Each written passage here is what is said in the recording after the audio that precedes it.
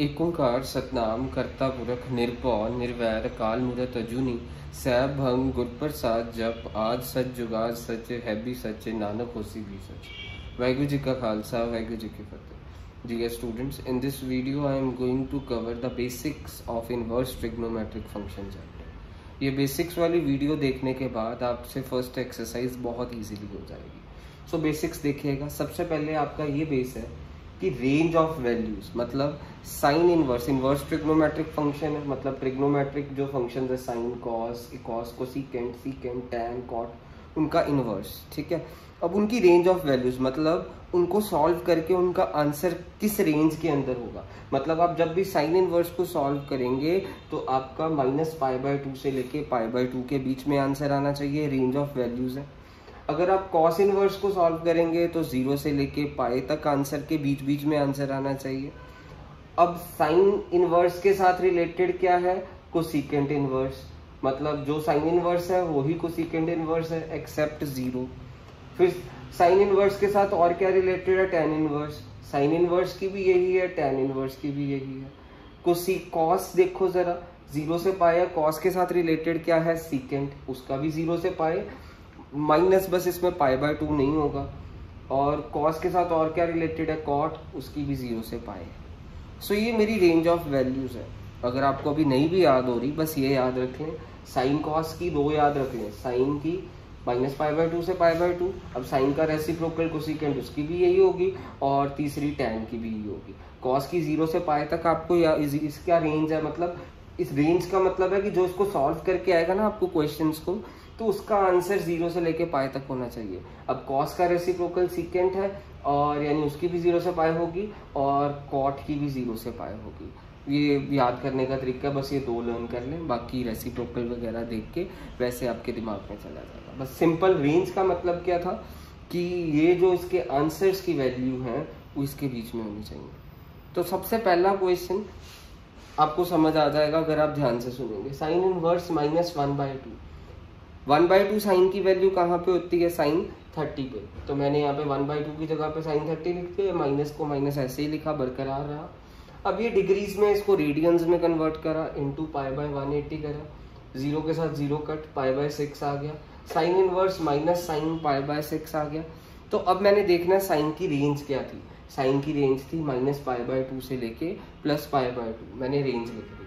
π/2 को क्या कह सकते हैं, -π/2 को 90 ना, क्योंकि हम -π/2 को 90 डिग्री ही कहेंगे ना, जैसे 180 फिल करा, 180/2 दैट इज 90, π/2 भी 90, मतलब इसकी रेंज होगी -90 से 90 तक। अब देखते हैं कि -30 इस रेंज के अंदर आ रहा है, -30 -90 से लेके +90 के अंदर आ रहा है, मैंने टिक लगा दिया। -30 -90 से लेके +90 के बीच में आ रहा है तो टिक लगा दिया। अगर ना आ रहे होते तो मैं क्रॉस लगाता। अब टिक लगाने के बाद क्या करना है, पिछला स्टेप दोबारा से लिख देना, ये काट देना, आपका आंसर क्या आ गया, -π/6।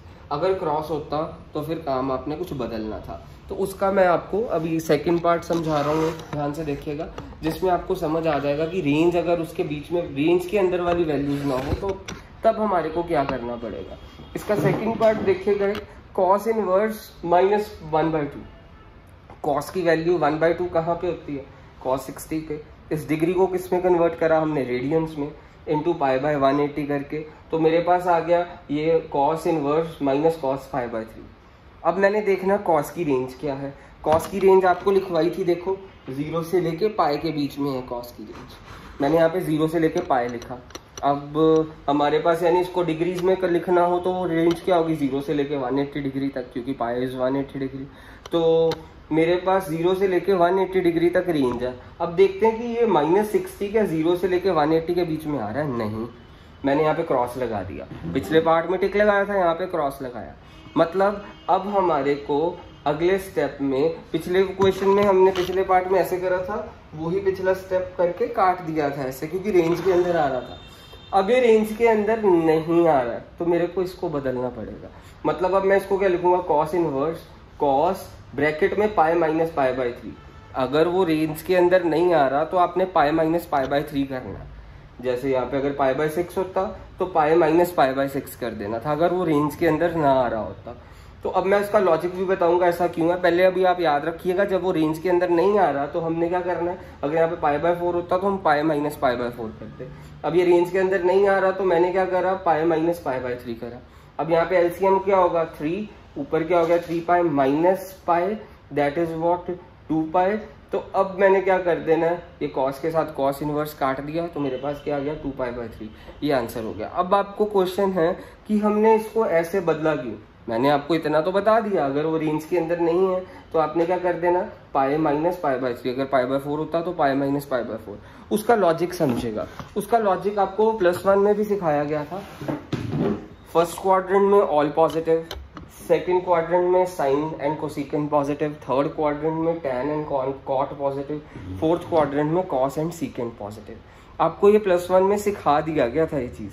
तो ऐड शुगर टू कॉफी वाले कंसेप्ट से या आफ्टर स्कूल टू कॉलेज वाले कंसेप्ट से, तो आप देखिएगा कि हमारा सेकेंड क्वाड्रेंट यहाँ 0 डिग्री से शुरू होके मेरा ये सेकेंड क्वाड्रेंट कहाँ पे जा रहा है 180 मतलब पाई तक।